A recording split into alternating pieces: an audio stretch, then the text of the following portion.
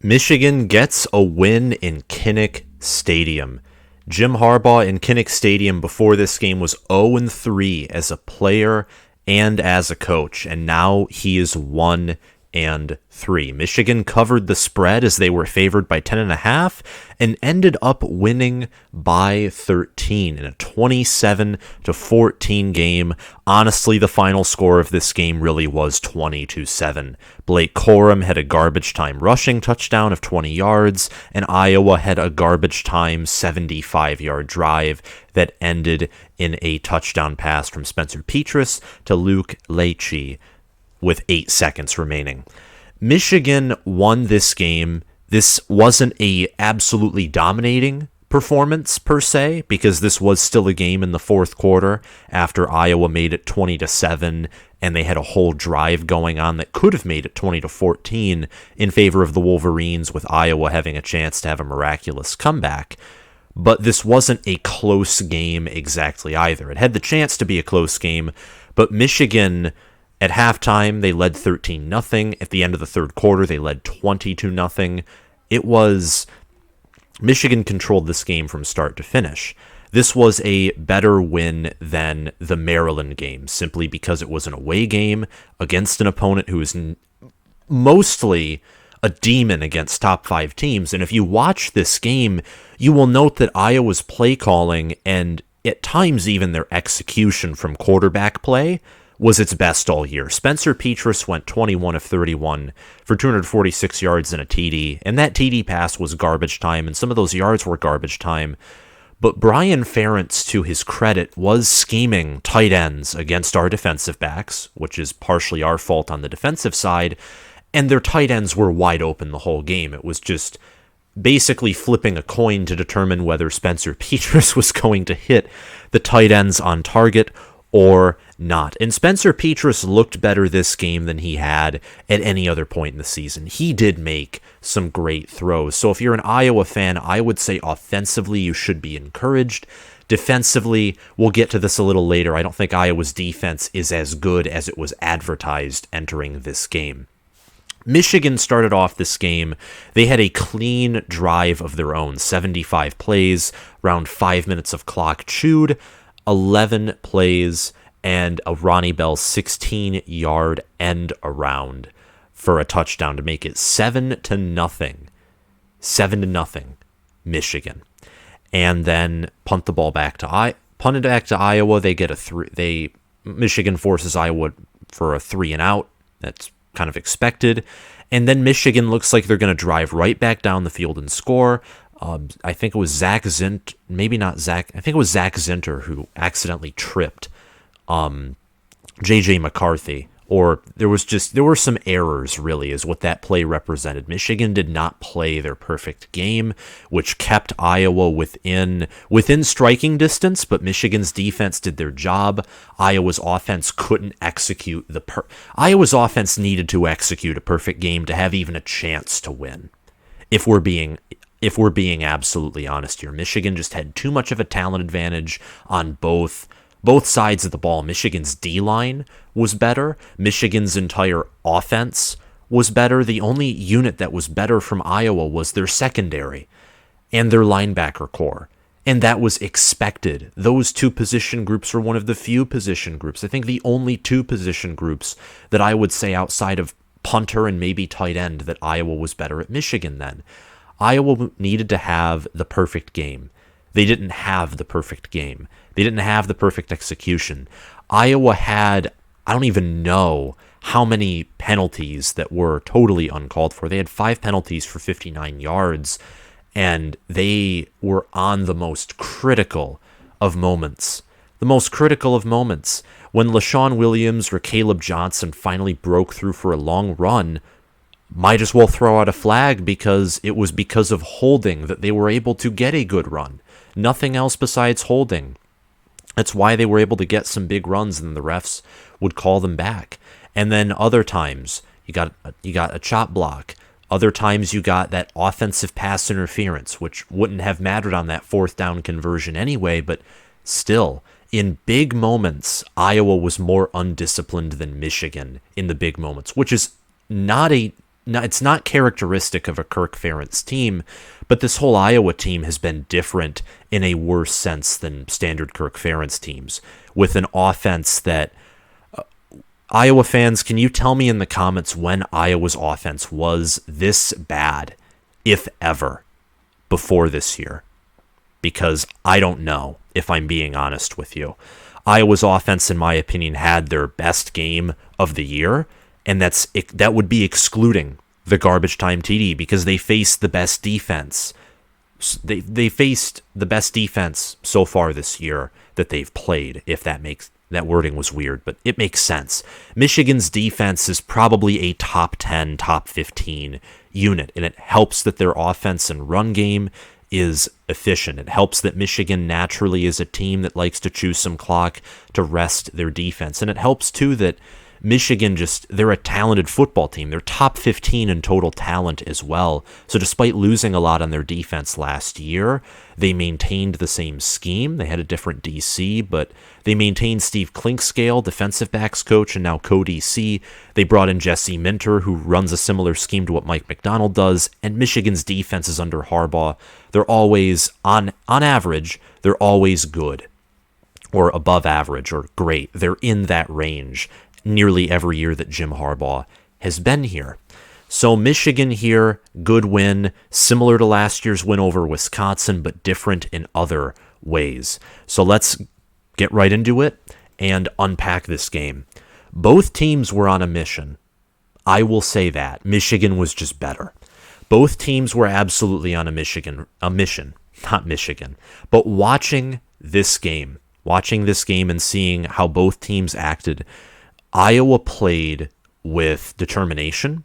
They didn't give up in the fourth quarter, and on defense, on offense, Iowa never gave up. They were on a mission, and schematically, again, if they had more talent at quarterback, there probably would be some praise dished out to Kirk Ferentz and Brian Ferentz today on the offensive play calling, matching up their tight ends with our defensive backs, which is a mismatch, given especially that they have Sam Laporta, them going vertical with their tight ends. They went vertical with tight ends and beat us that way at several times in the game. Them utilizing the play-action bootleg, which we couldn't defend all that well last year in the Big Ten championship game. We couldn't defend it all that well this year either in Kinnick Stadium. And then for Michigan, their D-line, having 4 sacks against an Iowa offensive line, especially at the end of a game to just send a message, this Michigan team was on a mission. And this Michigan team, listen, they played in a tougher environment, because it's, their first road game. They played in their toughest environment they have faced all this year. They faced the best defense they faced thus far this year, and they played better than they did last week. J.J. McCarthy had maybe 1 or 2 stupid plays. One of them was the near fumble. That was one. Another was one that was, he stood in the pocket too long, but to his credit, he lowered his arm, took the hit, and was not going to fumble. He was not going to fumble that football whatsoever. J.J. McCarthy had a better game. He went 18 of 24 for 155 yards and 1 touchdown, and he made throws. That throw to Donovan Edwards for 6 was good. That throw to Andrell Anthony was great. It was perfect. He had a throw to Luke Schoonmaker where Joel Klatt said he forced it, and I understood that it was forced, but he threw it perfectly.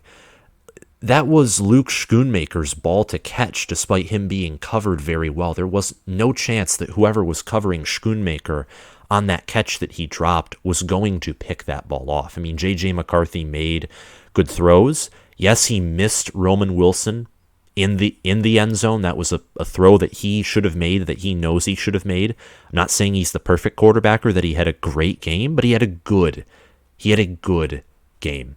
Blake Corum had a great game. Blake Corum had 29 carries for 133 yards and 1 touchdown. Corum nearly averaging, before he had that long rushing, that 20-yard rushing touchdown that was effectively garbage time, he was averaging nearly 5 yards a carry. Now, Iowa's rush defense, I think, is a little bit of a paper tiger. But at the same time, they have a great linebacker room, great secondary. Phil Parker's one of the best DCs in the country. And at the same time, Blake Corum might be the best running back in the Big Ten. We talked about that last week. This game is another game that totally, it gives him another badge. It gives him another badge of honor and puts him in that conversation even further. Michigan stepped up on both sides of the ball, getting 4 sacks, constantly hitting Petras. They missed some tackles at times. At times their defense didn't look good. At times their offense didn't look good either. There wasn't always fantastic execution, but it was better than last week.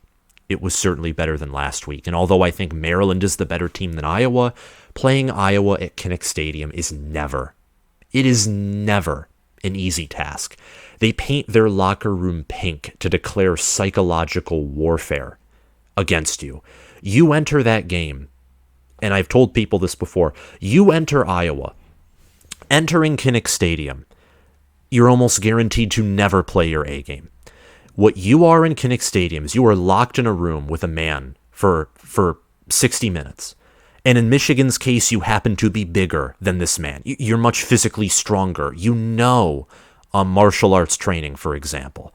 And the other guy, I mean, you don't know, but you're bigger than him. You're confident in yourself. You can defend yourself. But here's the kicker. By being in Kinnick Stadium is the equivalent of that bigger guy being drugged. And Iowa being in a Kinnick Stadium is equivalent to Iowa, who in this analogy is the smaller guy, having a knife. And you're drugged, so you're not at full capacity, and he has a weapons advantage on you. And your whole goal is to survive for 60 minutes in that room. That's what playing in Kinnick Stadium is like. So just getting a win there, and especially a win where it's not like Michigan escaped. Michigan was in control of that game from start to finish. Michigan never dipped below their 68% win probability that they had at the beginning of the game. So good job by Michigan. And for Iowa, you Hawkeyes, if you can replicate today's offense for like the rest of the season, your season is not a failure. Now, maybe that's taking it a little too far, but Michigan's defense is probably going to be the best defense that Iowa is going to face all season long. Except for maybe Minnesota's, but at the same time, Michigan's defense is the second most talented because Ohio State is more 5 stars, but Michigan's defense, combining talent and efficiency and all these other things, I think is probably the best defense Iowa's going to face all year. And Spencer Petras looked better today. The run game had its moments, but Michigan's run defense, again, they stepped up too at the same time. So Iowa, you have a shot to go bowling. You aren't looking like a 3-9 or 4-8 team that people thought of after you lost to Iowa State at home, after you blocked 2 of their punts and still lost to them. So both teams, they were on a mission. They stepped up. Am I saying Iowa's a top 25 team? Absolutely not. But for Michigan to go in as a top 5 team and survive in Kinnick Stadium and win by double digits is good. It's a stepping stone. The ramifications of this game, Michigan's offensive line and run game, they controlled the game. They stepped up compared to last week, specifically the offensive line. I would say there was better pass protection. There were no fumbles by running backs. There was greater running back depth with Donovan Edwards. Overall, just a better game by the offense compared to last week because Iowa's defense is better than Maryland's. You just know that. And Blake Corum and J.J. McCarthy made plays. They made plays on offense. They absolutely did. Like that pass to Donovan Edwards, that was for a touchdown. That play by J.J. McCarthy is a play that Cade couldn't have made. The way that was schemed, I think it was an Iowa linebacker or defensive back just came on a blitz, and McCarthy had to use his legs. Or maybe it was a defensive end too, but there was no one blocking him. There was no one blocking that Iowa defensive player, and McCarthy had to use his legs to scramble out, throw across his body to a wide open Donovan Edwards. That right there is a play. It's a play that only J.J. McCarthy in that quarterback room, it's a play that only he could have made. So he stepped up and he made a play that is unique to him in that Michigan QB room. And Blake Corum, he didn't make a singular huge play, but he kept falling forward. He kept churning his legs, picking up an extra yard or 2 every time he got hit, every time contact occurred. He kept on working.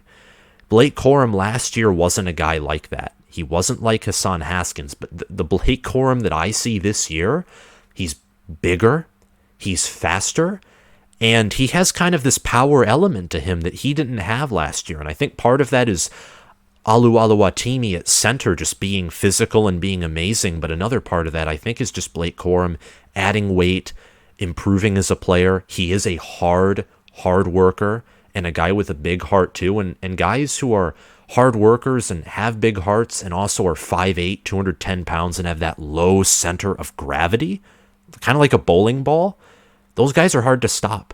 Very hard to stop, and they're always improving. So Blake Corum, J.J. McCarthy, congratulations to them. As a Michigan fan, I am proud of them. And the offense. And the defense, despite some weird calls, still did their job, and they didn't cave. When it was 20-7, and Michigan punted the ball back, and Iowa got on this drive, and it was like 4th and 2. Iowa, if they made that 20-14, that could have been a different game. Not even lying to you, because the offensive play calling, along with the defensive play calling, there were play calling issues in this game. I don't think the players are to blame all that much here in this game for Michigan. I think the players did pretty well. There were some errors made by McCarthy. There were some errors made by secondary players, yes. But at the same time, the players, I thought, stepped up compared to last week. The play calling remained pretty similar, especially on the defensive side of the ball. Blown coverages, mismatches, all these different things just did not help Michigan at all. But the defense still did their job and didn't cave. They stopped Iowa on 4th down on a play that, Spencer Petras did not throw the best ball. But at the same time, a 4th down stop is a 4th down stop, especially when they were letting Iowa march down the field, let Iowa have 2 straight drives into the red zone, and the momentum was not on Michigan's side, or was at least shifting to Iowa's side in that moment. So for Michigan, we'll see how they compare to the rest of the country. We'll see how Ohio State does against Rutgers, again, because I think Michigan's that top 4 team. Right now, Ohio State and Rutgers are tied 7-7. It looks like Ohio State is going to score. Penn State and Northwestern, a game that I thought was going to be closer and that Penn State wouldn't cover. That's 0-0. It's about to be 0-0, possibly at the end of the first quarter. And Alabama up 14-0 against Arkansas, and Georgia's probably going to blow out Missouri. So just comparing some top higher-end Big Ten teams, Minnesota, who I mistakenly thought as a top 10 team, lost to Purdue. Michigan is probably going to be a top 4 team in the rankings, and I think they even more deserve to be after this win today. Iowa's defense, let's talk about Iowa for a minute. Iowa's defense is good, but their rush defense needs some work. Their rush defense was a little bit of a paper tiger. They allowed 172 rushing yards, 4.1 yards per carry, 2 rushing touchdowns, one by Ronnie Bell, which Iowa completely fell for that being an inside run, and that was just a perfect execution on the end around. The other touchdown was late by Blake Corum, but Michigan was still averaging practically 4 yards a carry the entire game. Michigan didn't do that last year. Against Rutgers, they struggled to run the football. Against Wisconsin the following week, they struggled to run the football.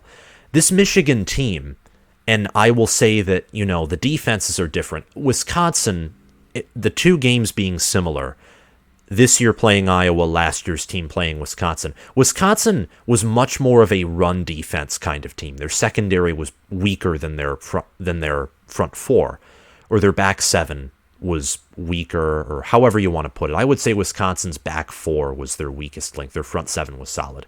The thing in common between these 2 defenses is that the linebacker cores are great. They're elite. The difference is, whereas Wisconsin had a weaker secondary and a stronger D-line, Iowa had a stronger secondary and a weaker D-line. And that mismatch would not work well against a Michigan team who, prefers to run the football over passing the football.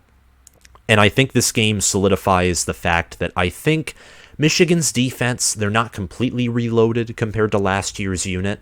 Their offense, however, I think is as reloaded. If not, they've already proven themselves to be better than last year's offense, just to go back to Michigan for a little bit.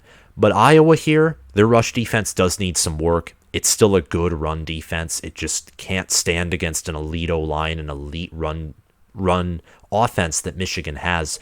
Their pass defense is fantastic. There were few, if any, blown assignments. It just helped that J.J. McCarthy, when he was on point, was absolutely perfect. Whereas Spencer Petras, when he was on point, he was good or great, but when he wasn't on point, he was just meh or subpar. He improved.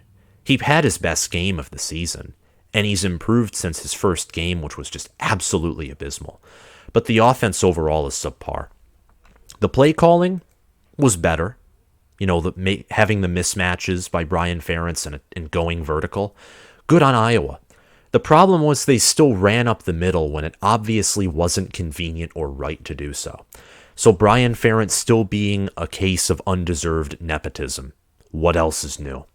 And the schedule is not easy. It's not easy for Iowa at all.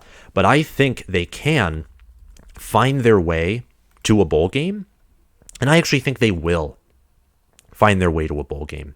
Let's look at Iowa's schedule here. Up next, Iowa travels at Illinois, who just beat Wisconsin 34-10 and is now 4-1. After that, they travel to face Ohio State. They return home to face Northwestern, travel to Purdue, host Wisconsin, play at Minnesota, host Nebraska.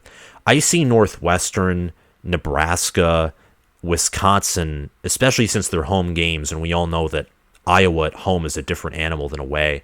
I see those as likely wins. And I see every other game except for the Ohio State game essentially being a toss-up. So I absolutely think that Iowa here will go bowling. They're probably not going to get double-digit wins or finish ranked like they have the past 3 years in a row finishing ranked. If their COVID year was a real season and had full games, they probably would have won double digits then as well. So Iowa, I think that they are a team who is like I expected them to be in the preseason, a team that's average, maybe slightly above average compared to the rest of the Power 5, but they're not a top 25 team, and they're not a good team. Michigan is a great team, a near-elite team. I'm not sold exactly on them just yet, and by that I mean sold on them being a team that can contend for the national title, but they're a team that is certainly going to be contending for a playoff spot. That I am confident in.